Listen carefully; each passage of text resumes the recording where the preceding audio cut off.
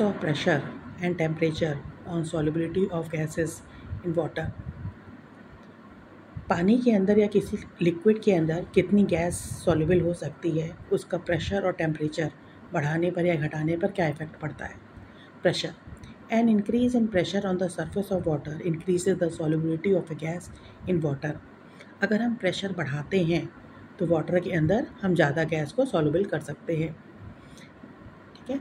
At any given temperature, the mass of a gas dissolved by a fixed volume of a liquid is directly proportional to the pressure on the surface of the liquid. एक निश्चित temperature पर the mass of a gas dissolved by a fixed volume of liquid. अगर निश्चित liquid है, जितना भी liquid मतलब 1 litre liquid है, तो उसमें गैस जो डिज़ोल्व की गई है उसका मास जो है डायरेक्टली प्रोपोर्शनल होता है pressure on the surface of the liquid. उस लिक्विड के ऊपर कितना प्रेशर लगाया जा रहा है. Mass is directly proportional to the pressure. इस लॉ को कहते हैं Henry's law. For example, the solubility of carbon dioxide in water under normal atmospheric pressure is rather low. Solubility of carbon dioxide का जो है नॉर्मल एटमॉस्फेरिक प्रेशर पर पानी में घुलना लगभग नेजेबल है, नहीं घुलती ज़्यादा. But when the water surface is subjected to higher pressure, लेकिन ज़्यादा प्रेशर लगा दिया जाए, a lot more of carbon dioxide get dissolve in it. तो ज़्यादा कार्बन डाइऑक्साइड हम उसमें घोल सकते हैं. अगर प्रेशर बढ़ा दें तो कार्बन डाइऑक्साइड गैस हम वाटर में घोल सकते हैं ज़्यादा मात्रा में, as is seen in the case of soda water. Soda water में क्या होता है, प्रेशर डाल के कार्बन डाइऑक्साइड गैस अंदर डाली जाती है. जैसे सोडा वाटर की बोतल खोलते हैं तो क्या होता है, ढेर सारी गैस बाहर निकलती है. On opening the soda water bottle, dissolved gas rapidly bubbles out since pressure on the surface of the water suddenly decreases. ठीक है, प्रेशर लगा के हम अंदर भर तो दिए हैं गैस, कार्बन डाइऑक्साइड गैस, लेकिन जैसे ही हम ओपन करते हैं उसका ढक्कन तो क्या होता है, प्रेशर तेज़ी से लो होता है और गैस बाहर निकलती है. Temperature. An increase in temperature of water causes a decrease in solubility of a gas in it.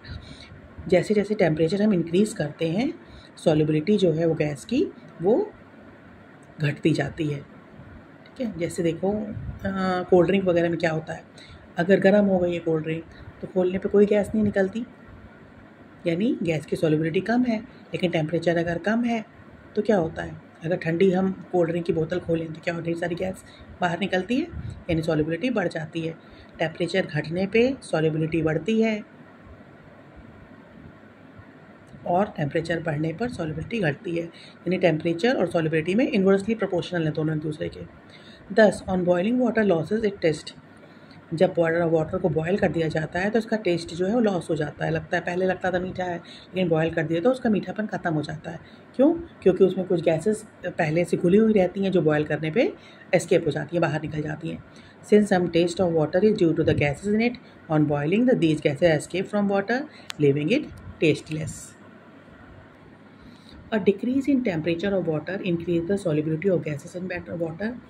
जैसे बताया अभी, कोल्ड ड्रिंक की बोतल है, अगर टेम्परेचर कम है तो उसके अंदर जब हम खोलते हैं तो ज़्यादा गैस निकलती है, हमको ज़्यादा अच्छा लगता है पीने में.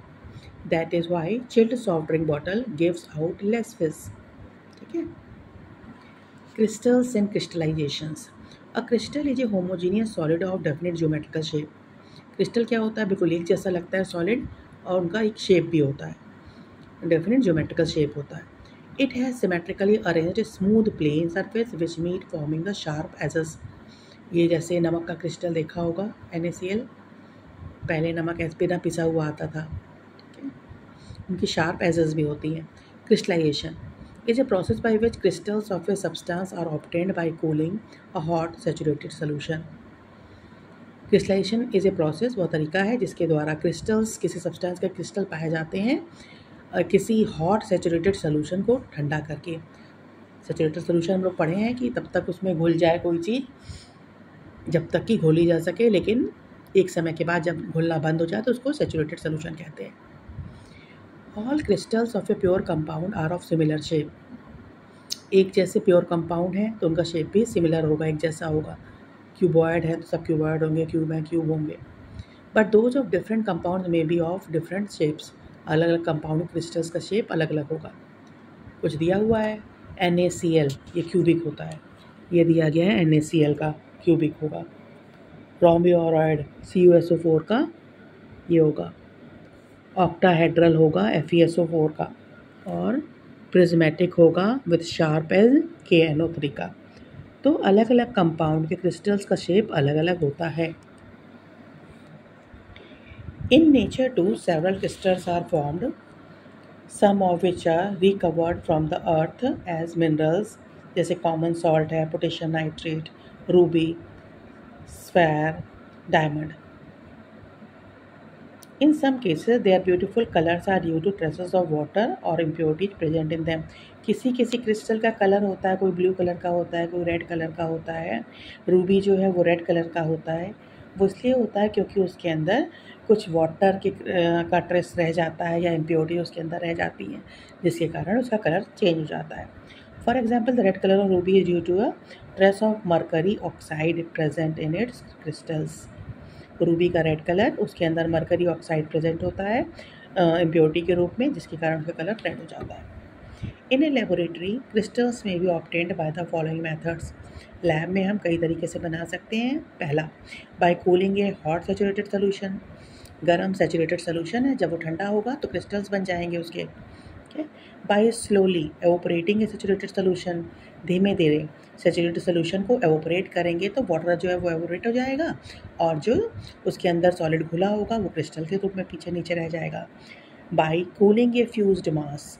कोई भी हमारे पास मैटर है उसको ठंडा करते हैं तो वो भी क्रिस्टल बन जाता है। बाय सब्लिमेशन, और सब्लिमेशन के द्वारा भी हम क्रिस्टल बना सकते हैं। अब हमारे पास एक एक्सपेरिमेंट दिया है to prepare large crystals of copper sulphate.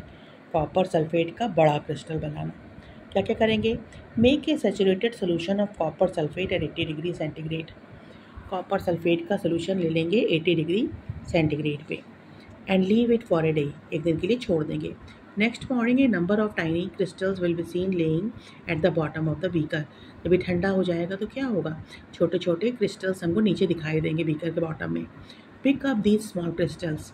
In crystals को हम बाहर निकाल लेंगे विच आर वेल फॉर्म्ड, जो अच्छे से बन गए होंगे crystals. Now suspend a well shaped crystals by means of a thread tie to a glass rod into a cooled saturated solution. अब ये तो क्रिस्टल्स बन गए हैं, उनमें से एक जो सबसे अच्छा क्रिस्टल होगा उसको हम ले लेंगे और उसको हम बांध देंगे धागे से और कॉपर सल्फेट सोल्यूशन में उसको डाल देंगे हम, और बीकर से टच ना करे, ऊपर ही रहे। Cover the beaker with a piece of paper to prevent dust from getting it. और फिर ऊपर से जो बीकर को है ढक देंगे जिससे उसमें कोई भी डस्ट पार्टिकल्स अंदर ना जा सकें। Leave the beaker undisturb and watch the crystal grow. कुछ समय बीकर को ऐसे ही बिना डिस्टर्ब किए हुए छोड़ देंगे और देखेंगे कि क्रिस्टल जो है वो बड़ा होगा, यानी और उसमें क्रिस्टल्स जुड़ते चले जाएंगे। After a few days the crystal will be found to have grow quite big.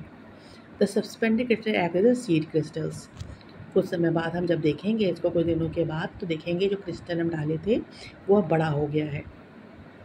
ठीक है, और जो हमने पहला क्रिस्टल डाला था इसके अंदर उसको कहते हैं seed crystal. This process of inducing crystallization by adding a crystal of a pure substance into its saturated solution is called seeding। अब ये जो प्रोसेस है पूरा इसको कहते हैं सीडिंग। क्वेश्चन क्या रखना है हमको?